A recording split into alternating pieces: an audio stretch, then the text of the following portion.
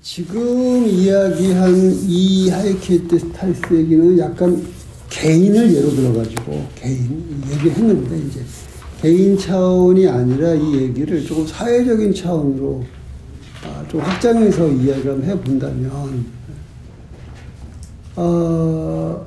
기존의 사회 같은 경우는 여러 가지 그 보편자들, 뭐 가족, 어떤 직장, 학교, 뭐 어떤 국가 이런 식의 보편자들이 이렇게 있고 개별자들은 그 보편자의 예화, 인스턴시에이션에 불과하다라고 하는 게 이제 그 전통적인 생각이고, 그래가지고 마치 그 집합론에서처럼 이렇게 누층적인 위계를 이루는 거지. 그러니까 개인이 모여서 뭐 가족이 되고, 가족들이 모이면 뭐 마을이 되고, 마을이 모이면 뭐가 돼, 이런 식으로 그런 식으로 이제 누층적인 위계를 이루는 이제 그런 식의 그 사고가 있었는데, 하이케이타스라는 생각을 그 개체의 경우가 아니라 약간 집합적으로 생각해 보면은 그 하이케이타스가 바로 다름 아닌 우리가 자주 이야기하는 다양체인 거지, 사실은. 다양체가 뭐냐? 다양체에 대해서는 리만, 베르그송, 둘레즈 이런 식으로 이어지는 다양체 개념을 그 지난번에 한번 논의했었는데, 아마 한 봄, 5월이나 6월 정도에 그 책이 나올 텐데, 거기 이제 지난번에 이야기했던 거 다양체론이 그 보로로 들어있어요. 나중에 이제 그걸 한번 보면 좋은데, 지금은 이제 직관적으로 그냥 직관적인 스타일로 지금 얘기하면 다양체라고 한 거는 결국 하나와 여럿이, 원과 맨이지, 하나와 여럿이 이렇게 집합론처럼 닫힌 어떤 누층적 위계를 형성한 것이 아니라 열린 장을 형성하는 경우가 그게 다양체죠. 그게.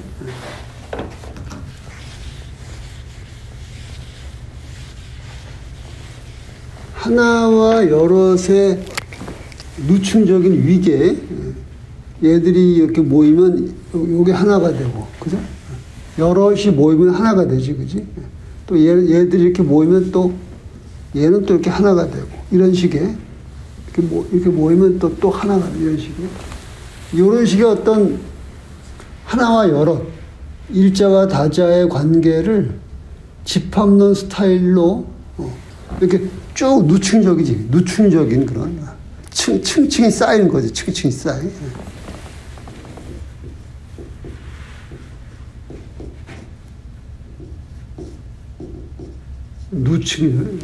층이 이렇게 쭉 쌓인 누층적인 그런 이런 위계로 하는 이런 이렇게 닫힌 시스템으로 보는 게 아니고, 하나와 여럿을 그게 아니고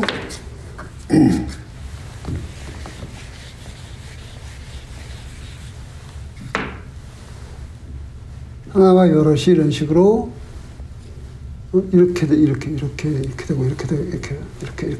이렇게 돼가지고 어떤 일종의 뭐 네트워크라고 그럴까? 그리고 이렇게 이제 하나와 여럿이 딱 닫힌 방식이 아닌 식으로 이렇게 연결돼 있고, 그러니까 이거는 단순히 분산된 여럿도 아니고 딱 동일성으로 고착된 하나도 아니지. 만약에 얘들이 이렇게 딱 하나로 닫힌 어떤 이런 이렇게 닫혀서 딱 하나가 됐다면은 이건 이제 닫힌 어떤 하나일 뿐이고, 반대로 서로 이렇게 연결이 안 되고 그냥 다 이렇게 있으면 이건 그냥 여럿이지, 그냥. 근데 그냥 여럿도 아니고 딱 닫힌 하나도 아닌 그런 어떤 이런 얼기설기한 하나의 장을 이루는 이런 게 다양체죠. 그리고 경우에 따라서는 어떤 애가 하나 이렇게 더 역동적으로 생각하면 떠나갈 수도 있고, 어떤 애가 이렇게 붙을 수도 있고, 이런 식으로.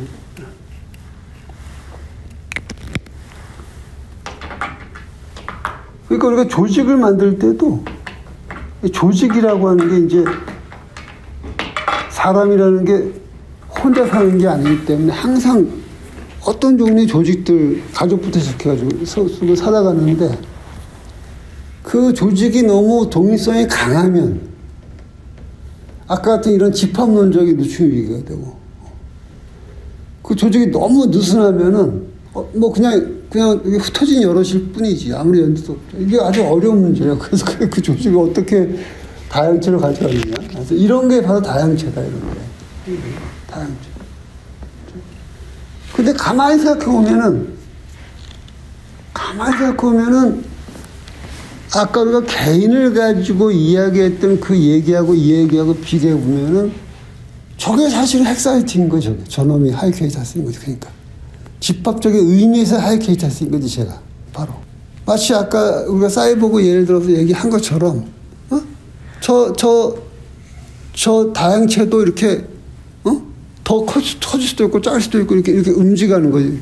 이게 하나의 개체는 개체인데 실체화된 개체도 아니고 하는 것도 아닌 개체인데 아까 얘기한 것처럼 더 역동적으로 확장돼가는 그런 개체인 거죠. 사실은 개인을 가지고서 나라고 하는 걸 가지고 얘기할 때 얘기했던 그 하이케이타스가 집합적으로 얘기하면 그게 사실 다양체인 거지. 다름 아니다. 그리고 개인이 아닌 집합체로 얘기할 적에 저기에는 상당히 큰 어떤 윤리적 내지는 정치적 함의가 들어갈 수밖에 없는데 왜냐하면 인간 사회의 권력 구조라고 하는 거는 기본적으로 무충적 위계를 기본으로 하는 거예요. 그러니까 기성의 권력들 어떤 누충적 위계라는 그 시스템을 갖고 있는 그 권력이 올 때는 저게 달갑지가 않은 거지. 자꾸 이상한 놈이 만들어지니까 저런 식으로. 그 들러지가 그 괴물이란 말 가끔 쓰잖아. 그 괴물인 거지 그러니까 저렇게. 그래서 참 그 개인도 그렇고 사회도 그렇고 그 사는 게 참 어려워요. 만만치가. 그래서 이거를 더 조직으로 가면 답답하고 억압적이고 그렇다고 해서 뭐 덮어놓고 다 풀면 뭐 그냥 인간 사회가 아무런 관계도 없이 그냥 막 그야말로 정말 뭐 혼란스럽고 이걸 도대체 어느 정도로 해야 이게 좋은지 그건 정말 일반론이 있다기보다는 이제 판단력이 있어야 돼요. 판단력이 이렇게 있어야 되는 거지, 판단력이. 그래서 어쨌든 개념적으로 볼 적에 하이케이타스와 다양체는 사실은 잘 생각해보면은 규모가 다를 뿐이지 같은 얘기를 하고 있는 거다. 비슷한 얘기를 이렇게 우리가 이제 이해할 수가 있는 거죠.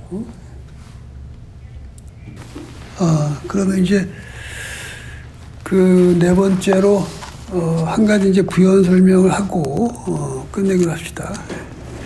그 하이케이타스 되기, 하이케이타스 되기 또는 이제 다양체 창조하기 이렇게 우리가 어떤 방향성을 잡아볼 수가 있는데 그 철학이라는 게 오용 내지 남용되는 경우가 왕왕 있죠. 악용되는 경우도 많고.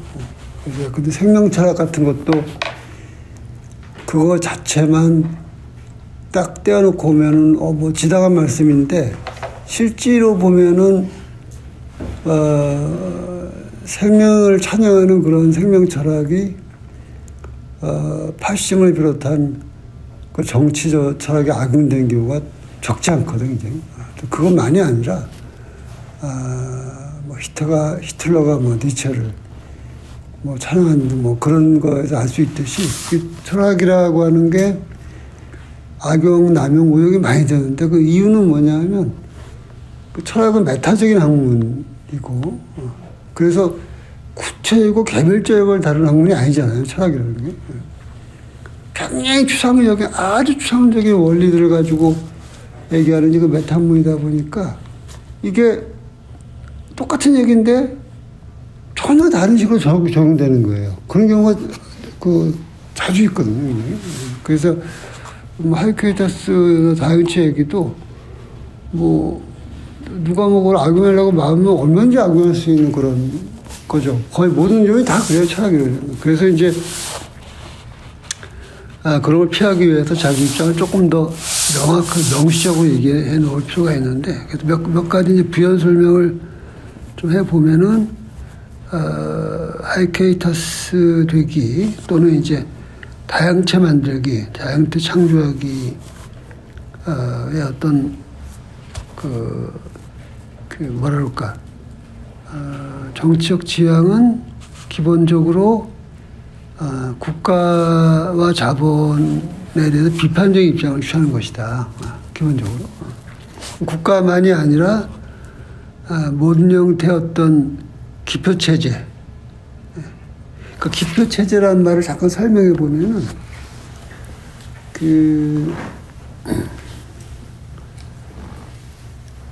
우리가 이제 인간의 기호들을 가지고 사물들을 이제 지시하며 살아가는데, 우리가 이제 기호라고 안 쓰고 기표라고 명시적으로 얘기하면은 두 가지 맥락이 거의 깃들어 가는데, 기본적인 맥락은 뭐냐 하면, 그게 기표들의 기호들이 하나의 시스템을 이룬다는 거예요, 이렇게. 어떤 하나의 그 시스템을 이런 식으로 쫙 이룬다는 거예요. 그리고 두 번째 맥락으로 더 들어가면은, 그 기표라고 하는 거는 사물을 가리키는 것만이 아니라 사람을 가리키는 거지, 그러니까 무슨 뜻이냐면은, 나무라든가 컵이라든가 책상 같은 것들은 사물을 가리키는 기호들인데, 사물을. 근데 예를 들어서 군대로 얘기하면 소위, 중위, 대위 같은 거는 사람을 가리키는 거지, 그러니까. 저 사람은 소위, 저 사람은 중위, 저 사람은 대위, 이런 식으로.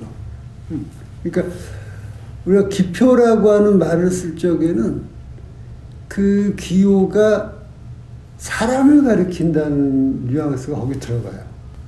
라칸이 가끔씩 사용하는 그 대타자라고 하는 거, 그 대문자 타자라고 할 때, 그 대타자라고 하는 거는 얘라든가 누구 같은 소타자가 아니라 그 시스템, 그게 대타자인 거죠, 그러니까. 그게 바로 기표체제. 들레즈 가따리는 기표체제라는 말을 쓰고, regime of science라는 말을 쓰고, 라칸은 이제 대타자, the other라고 하는 이제 그 용어를 많이 쓰는데, 알티도 그렇고,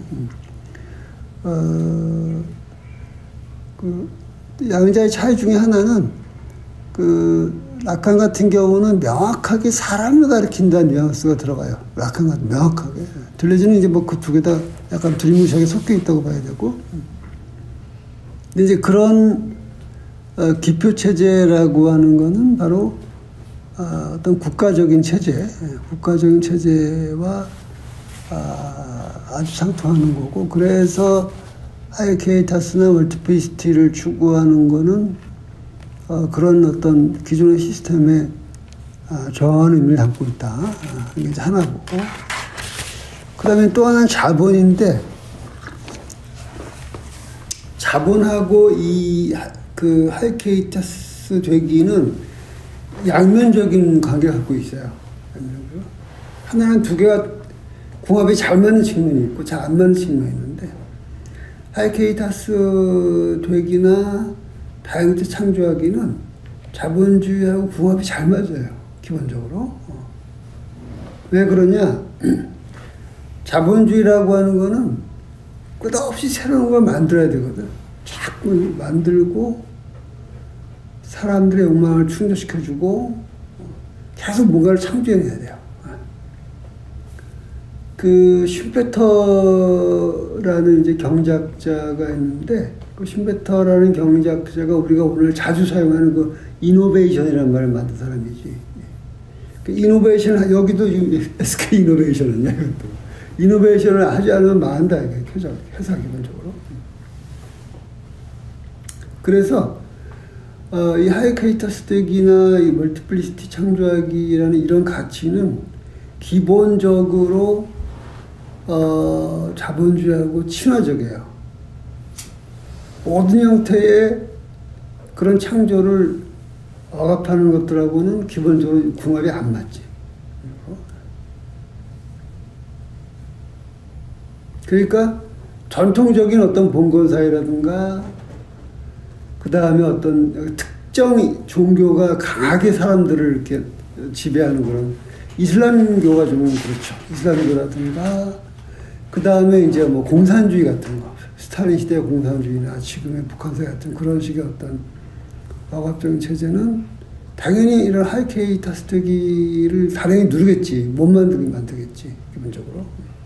거기에서 자본주의 사회는 끝없이 열려가고 뭔가를 만들어내고 끝없이 해야 되기 때문에 친화적이다. 그런데 또 그 다른 쪽 면을 보면은 두 개가 상당히 대립적이기도 한데 왜 그러냐면 자본주의라고 하는 게 기본적으로 뭔가 계속 열려있고 움직이고 뭔가 끝없이 만들어내는 장점이 역동성이 있지만 그 모든 거는 오로지 단 하나를 위한 거지 사실은. 딱 하나. 당연히 뭡니까? 돈이지. 그러니까 모든 창조나 모든 열림이나 역동성이라는 건 되게 좋아 보이지만 사실 그게 그 모든 게 사실은 그 돈이라는 걸 다 수렴을 해야만 하기 때문에 진정으로 어떤 그런 창조한다라기보다는 사실은 그렇게 하지 않으면 기업이 망하니까. 자본주의가 망하니까 이제 하는 거죠. 그런 점에서 그 자본주의는 근본적인 또 한계를 가지고 있다. 그리고 그런 과정에서 그 사람들을 그런 이제 그 돈의 노예를 만들고 뭐 그거야 우리가 뭐 일상을 느끼니까 굳이 뭐 설명할 것도 없지만 그런 어떤 이제 착취도 막 일어나고 그런 거죠. 그런 한계가 있다. 그래서 이런 종류의 철학, 하이케이터스나 이런 종류의 철학은 자본주의와 양가적인 관계를 맺고 있다. 기본적으로. 그래서 우리가 그 지향해야 할 방향성을 조금만 더 이제 조금 구체화해 본다면 우선 처음으로 얘기할 건 이제 생명의 귀환이 있다. 생명의 귀환. 그 현대 사회를 지배하는 가장 기본적인 메커니즘 중에 하나는 미셸 푸코가 말하는 생명정치지. 바이오폴리틱스, 생명정치. 모든 생명체, 특히 인간을 하나의 어떤 통계학의 어떤 숫자로 환원하고, 그 다음에 출산율, 뭐 이혼율, 무슨 이런 걸 이제 어떤 조작의 대상으로 삼고, 하는 그런 어떤 푸코가 말하는 생명정치, 생명정치, 생명 억압하는 그런 생명정치와 아까 얘기했던 거 자본주의, 돈을 위해서 하는 그런 것들을 어떻게 이제 저항해 나갈 것인가라고 하는 게 하나의 중요한 그 주제고 하이케이터스가 된다는 게. 두 번째는 뭐냐면 주체.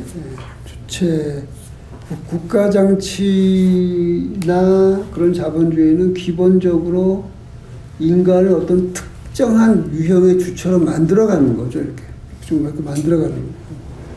그리고 우리가 알게 모르게 그런 주체로 길들여지고 그런 시스템 속에서 이제 살아가죠. 그래서 그런 시스템으로부터의 탈주는 어떤 상징적 죽음을 요구해요. 심볼릭 데스, 상징적 죽음. 그런 시스템이 주체에 부여하는 그 심볼들의 체계, 기표 체계를 벗어나는 건데, 이게 사실 지극히 너무 어려운 그 얘기죠, 사실은 이게. 보통 사람들이 그 상징을 얻으려고 사는데, 보통 그 현실상으로. 그렇죠, 그렇죠? 뭐 중위는 당연히 대위가 되고 싶고 뭐 그리고 다 그런 언사가 마찬가지지. 가장 부장 되고 싶고. 근데 상징적 죽음을 하라 그러면은 너무나 비현실적인 그런 얘기인데, 그러나 그런 시스템을 조금이라도 흔드는 노력이 없으면은 결국 그거는 뭐 누구도 그거를 벗어날 수 없는 게 강구하게 자리 잡으니까 그런 겁니다. 그래서 그런 거를 뭔가 벗어나는 그런 힘이나 예들을 자꾸 만들어내는 게 중요하죠. 그런 굉장히. 레비나스 같은 사람은 훨씬 더 급진적으로 이제 타자되기를 얘기하는데, 나는 개인적으로 그게 너무 비현실적인 요구인 것 같아, 내가 보기에는. 레비나스 얘기를 가만히 듣고 있으면은 우리가 다 예수가 돼야 돼. 근데 그게 가능하겠어요, 그런 얘기가? 난 그래서 그거 너무 좀 아닌 거예요. 그건 이제 어떤 2차 세계대전이라고 하는 정말 초유의, 정말 인간이라는 게 정말 가능한 거의 극한에 갔을 때에 나올 수 있는 어떤 그런 숭고한 이야기인데, 오늘날 그런 게 과연 윤리가 가능할지 그건 잘 모르겠어요. 근데 적어도 어쨌든 그런 시스템에서 벗어나려는 노력을 자꾸만 해야 이 뭐가 움직이고, 그 움직이는 그 과정에서 뭐가 또 나타나는 것이지, 다 안줘버리면 세상에 아무런 차이도 안 생기는 거지, 그럼. 그런 점에서 뭐 그렇게 극한까지 가능하지 않다 하더라도 그런 게 필요하다, 그런 얘기가. 그리고 이제 이 자본주의 시스템이 발달하면서 나타난 가장 안 좋은 것 중에 하나가 뭐냐면, 노동이라는 걸 굉장히 안 좋은 걸로 만들어버렸다는 거예요. 노동이라는 거. 원래 노동이라는 게 인간이 이렇게 그 삶과 접하면서 뭔가를 만들어내고, 그 다음에 타인과 함께 노동하면서 또 사회적인 뭔가를 만들어 나가는 건데, 19세기의 자본 시스템이 도래해가지고 발달하면서 노동 그러면 딱 떠오르는 게 뭔가 굉장히 비참하고 힘들고 마치 저주받은 것 같은 그렇게 느껴져요.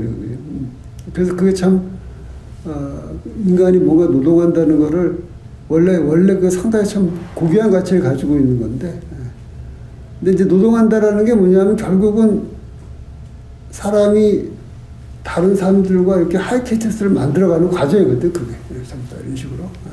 또 같이 노동하는 사람들이 모여가지고 역시 또 하이케이터스를 만들어가는 그런 과정인데, 이미 완전히 시스템화된 그런 노동 현장에서는 사실 뭐 솔직히 그건 사치스러운 예가 돼버리는 거지. 다 그냥 시간에 맞춰서 그냥 옛날에 무슨 19세기 정도까지 아니라 하더라도 지금도 사실 그렇지 뭐, 지금도 그 노동 현상이라는 게. 그러다가 또 사고당해서 팔도 잘리고 막 그러죠. 그래서 그런 아까 내가 이야기한 저런 시스템도 어떻게 극복해 나가야 할 것인가를 계속 한번 연구를 해봐야 되겠다. 해보고 또 실험도 해보고. 오늘 하여튼 이 하이케이터스 얘기를 했는데, 질문 있으면 한번 해주실래요? 하이케이터스에 대해서.